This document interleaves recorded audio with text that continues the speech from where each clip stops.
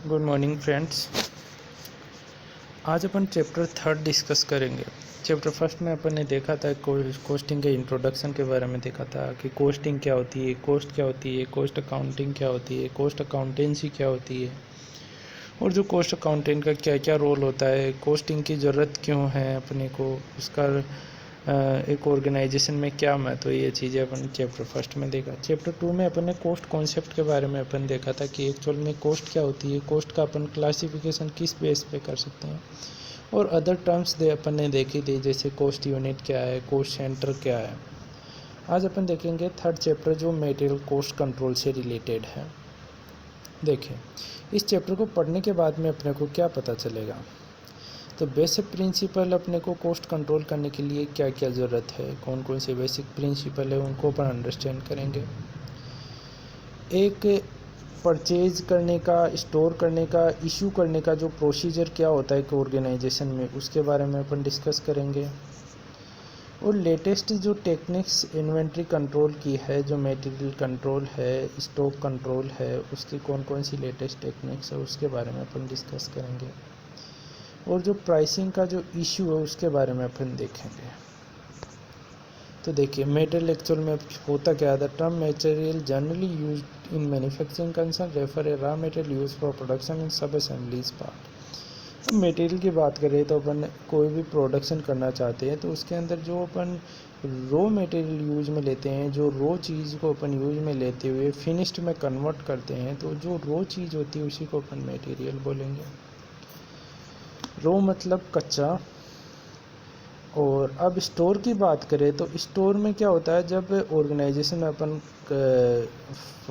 Production का काम करते हैं तो उसमें बहुत सी छोटे छोटे टूल्स यूज में लेते हैं। जैसे मान लो ग्रीस हो गया, ऑयल हो गया, तो उन सबको अपन मेंटेनेंस या रिपेयर के लिए और फंक्शन को जारी रखने के लिए अपन इन छोटे छोटे टूल्स को अपन यूज में लेते हैं, ताकि प्रोडक्शन प्रोसेस कहीं पे भी रुके नहीं और स्मूथली जारी रहे। तो इस प्रकार की चीज़ों को अपन स्टोर बोलते हैं। अब देखिए, the store in company comprises many other item beside raw material. Raw material को छोड़ के बहुत से होते हैं, जैसे सच एज टूल्स हो गया, इक्विपमेंट हो गया, रिपेयर मेंटेनेंस आइटम हो गया, फैक्ट्री सप्लाईज हो गया, कंपोनेंट हो गया, फिक्सचर हो गया। Sometime finish goods and partly finish goods also included with in the scope of this item. तो ये स्टोर्स में सब कुछ आ जाएगा जो कि प्रोडक्शन प्रोसेस को स्मूथली बनाए रखने के लिए जो इक्विपमेंट्स अपन काम में लेते हैं। अब मटेरियल कंट्रोल के बारे में अपन बात करें तो सबसे पहले अपन परचेज कंट्रोल की बात करेंगे कि परचेज कंट्रोल किस प्रकार से किया जाए। फिर अपन स्टोर कंट्रोल की बात करेंगे, फिर इशू कंट्रोल की बात करेंगे। अब material control basically aim at efficient purchasing of material, their efficient storing and efficient use और कंजम्पशन। मटेरियल कंट्रोल में एक ब्रॉडर एस्पेक्ट है, एक ब्रॉडर टर्म है जिसमें अपन परचेज कंट्रोल को भी इंक्लूड करेंगे, उसको स्टोरेज से रिलेटेड का कंट्रोल भी यूज में लेंगे। उसके बाद में उसको इश्यू करते वक्त अपने को कौन कौन से कंट्रोल काम में लेने चाहिए जिससे कि उसका कंजम्पशन एफिशिएंट तौर पे हो, वो भी इसमें इंक्लूड होगा।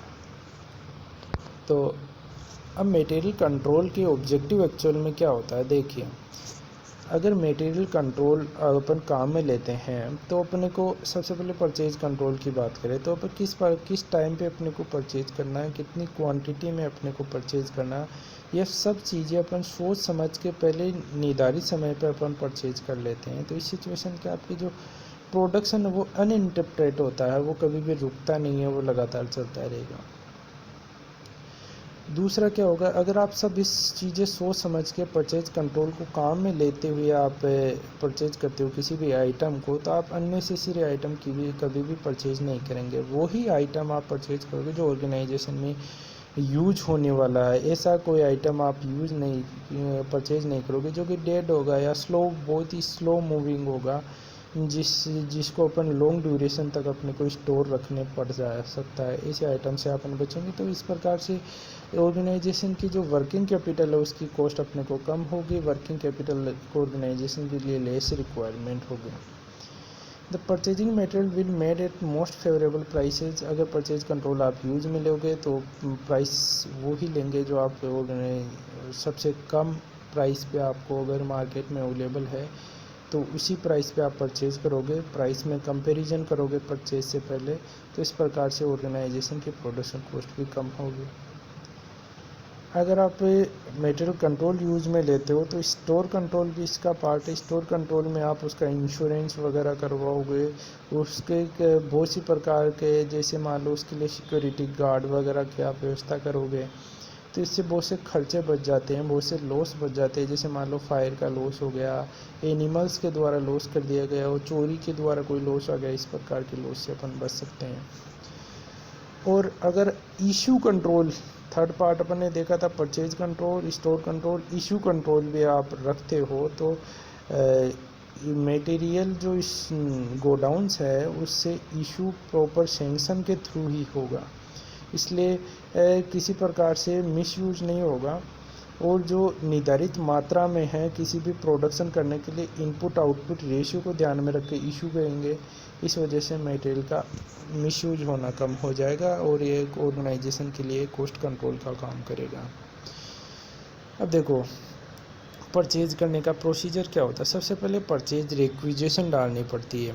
कोई भी ऑर्गेनाइजेशन मटेरियल को परचेज करना चाहता है तो उसके रिगार्डिंग में सबसे पहले जो डिपार्टमेंट होगा वो परचेज रिक्विजिशन, जो परचेज डिपार्टमेंट होगा उसको रिक्विजिशन डालेगा प्रोडक्शन डिपार्टमेंट की हमें मटेरियल चाहिए, तो रिक्विजिशन फर्स्ट प्रोसेस हो गई। तो अगर अपन डेफिनेशन की बात करें, it is a form known as purchase requisition commonly used a format requesting the purchase department to purchase the required material. एक ऐसा फॉर्म भर के अपन देंगे किसको, परचेज डिपार्टमेंट को, कि ये मटेरियल परचेज करना है, तो इसी फॉर्म को अपन परचेज रिक्विजिशन के टर्म्स के नाम से जानते हैं। Normally the purchase requisition issued by the store department when the quantity of the concerned material reaches minimum level. अब देखिए, एक परचेज डिपार्टमेंट होगा, एक स्टोर डिपार्टमेंट होगा। अगर स्टोर डिपार्टमेंट में एक मटेरियल की लिमिट मिनिमम लेवल से पास में आ जाती है या री ऑर्डर लेवल पे आ जाती है, तो उस सिचुएशन में इकोनॉमिक ऑर्डर क्वांटिटी का एक परचेज रिक्विजिशन वो डालेगा इस परचेज डिपार्टमेंट को, जहाँ से वो परचेज होगा। ये मिनिमम लेवल, री ऑर्डर लेवल, ये अपन आज इसी चैप्टर में अपन पढ़ेंगे। अब देखिए, दो में अपन देखेंगे सिलेक्ट द सूटेबल सप्लायर। अब परचेज रिक्विजिशन आने के बाद में जो परचेज डिपार्टमेंट होगा वो कोटेशन मंगवाएगा डिफरेंट सप्लायर्स से कि हमें ये मटेरियल चाहिए, आप अपने कोटेशन भेजिए कि आप कितने रुपए पे हमें मटेरियल सप्लाई कर सकते हो। तो उस कोटेशन में से जो मिनिमम रेट पे ऑर्गेनाइजेशन को सप्लाई करने वाला है उसमें से अपन सिलेक्शन करेंगे। सेलेक्ट करने के बाद में थर्ड स्टेप होगी परचेज ऑर्डर देगा जो परचेज डिपार्टमेंट है, उस जो वो सप्लायर जो सिलेक्ट किया अपन ने, जो मिनिमम कोटेशन पे अपने को सप्लाई कर रहा है, अच्छी की जिसकी क्वालिटी अपनी जो डिमांड उससे मैच कर रही है, उसको परचेज ऑर्डर इशू कर देगा। इसके बाद में क्या होगा, मटेरियल को रिसीव करने का काम करेगा। जब आपने ऑर्डर दे दिया तो वो सप्लायर आपको मटेरियल सप्लाई करेगा, तो उस मटेरियल को अपने को यहाँ पे अनलोडिंग करेंगे, अनपैकिंग करेंगे और अपन इसको चेक करेंगे कि ये वही मटेरियल जो अपन ने मंगवाए हैं। उसके बाद में उसका जो इनवॉइस उसकी अप्रूवल देंगे। The approval of invoice indicate the goods according to the purchase order have received the payment can be made for the same. अब अपन इनवॉइस को अप्रूवल कैसे करेंगे, इनवॉइस में देखेंगे कि कितनी क्वांटिटी लिखी हुई है, उतनी क्वांटिटी एक्चुअल में अपने को रिसीव हुई है। इनवॉइस में अपन ने देखेंगे जिस क्वालिटी का इनवॉइस में मटेरियल लिखा है उसी क्वालिटी का अपने को रिसीव हुआ है। ये सब कुछ चीज़ें अपन जांचने के बाद में अपन उसमें इनवॉइस को अप्रूव कर देंगे। उसको अप्रूव होने के बाद में ही उसका पेमेंट हो सकेगा। तो इससे नेक्स्ट प्रोसेस में उसका पेमेंट का प्रोसेस आएगा जिसमें जो सप्लायर उसको पेमेंट किया जाएगा। अब स्टोर कंट्रोल की बात करें, अपन ने देखा था कि मटेरियल कंट्रोल में अपन 3 पार्ट में देखेंगे, purchase control, store control and issue control. तो स्टोर कंट्रोल की बात करें तो ये किससे रिलेटेड होगा, मटेरियल परचेज डिपार्टमेंट ने मटेरियल परचेज कर दिया, उसने रिसीव कर लिया और उसको स्टोर डिपार्टमेंट में भेजने के बाद में परचेज डिपार्टमेंट का काम ख़त्म हो जाता। अब स्टोर डिपार्टमेंट का क्या काम है, जो मटेरियल आया है उसकी अकाउंटिंग करना है कि अपनी पास में कितना मटेरियल एक्चुअल में आया है, गोडाउन में पड़ा है। The material purchase by purchase department send to the store department before issue to production department. जब प्रोडक्शन करेंगे, जो प्रोडक्शन डिपार्टमेंट को मटेरियल की ज़रूरत होगी तो वो परचेज डिपार्टमेंट से नहीं लेगा, वो स्टोर डिपार्टमेंट से लेगा। और उसके लिए एक स्टोर कीपर होगा उस स्टोर डिपार्टमेंट में, जो वो क्या करता है कि वो मटेरियल को प्रोटेक्ट करने का काम करता है, और वो ये देखता है कि कहीं मटेरियल बहुत ज़्यादा मात्रा में इकट्ठा न हो जाए या मटेरियल बहुत ही कम मात्रा में मिनिमम लेवल से नीचे तो ना चले जाए।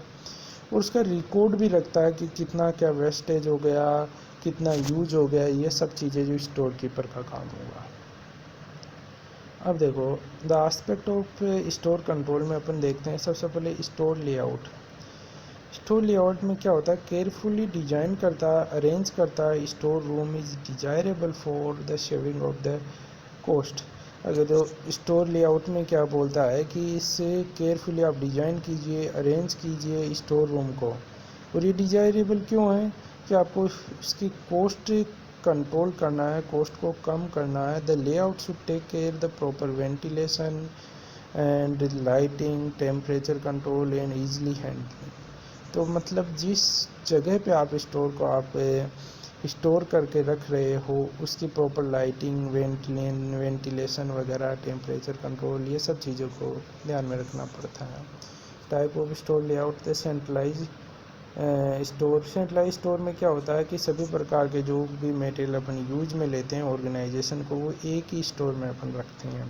डिसेंट्रलाइजेशन में इसमें क्या होगा, जो डिफरेंट मटेरियल है उसको अपन डिफरेंट स्टोर हाउसेज में अपन रख सकते हैं। और इस ये लोकेशन बेस भी हो सकता है या प्रोडक्ट के बेस पे या मटेरियल आइटम के बेस पे भी ये हो सकता है। सब स्टोर की बात कर रहा है। The sub store manage control by the centralize store self. अब क्या होता है, कई स्टोर ऐसे होते हैं जो दोनों के लिए काम में जाते हैं या मल्टीपल प्रोडक्ट में काम में आते हैं, तो ये सेंट्रलाइज स्टोर डिपार्टमेंट के द्वारा खुद हैंडल किए जाते हैं। अब देखो ये क्लासिफिकेशन कोडिफिकेशन ऑफ मटेरियल की बात करता है कि मटेरियल को अकाउंटिंग वगैरह में सिंपल बनाने के लिए अपन क्या करते हैं कि उसको एक कोड दे देते हैं, उस कोड से अपन उसको रिप्रेजेंट करते हैं हम। फॉर एग्जांपल जैसे इसने दे रखा है TCBMS वगैरह, ये तो ये कोड हो जाता है। एक HSN कोड भी होता है जो कि जो अपनी कस्टम डिपार्टमेंट एलोकेट करता है। ये HSN कोड क्या होता है कि ये एक्सपोर्ट वगैरह में अपने को काम में हम बहुत आता है, और एक्सपोर्ट अथॉरिटी से क्लियरेंस बहुत इजी हो जाता है अगर किसी भी प्रोडक्ट को HSN कोड मिला हुआ है तो। अब अपन देख रहे हैं इन्वेंट्री कंट्रोल। इन्वेंट्री का मतलब यहाँ पे स्टॉक का ही है।